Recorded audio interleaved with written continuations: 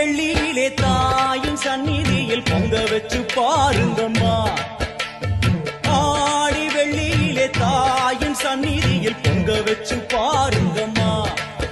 அம்மா பூங்கரகம் தூக்கி வந்து வேப்பிலையில் ஆடை கட்டி முளப்பாரி ஏந்துங்கம்மா.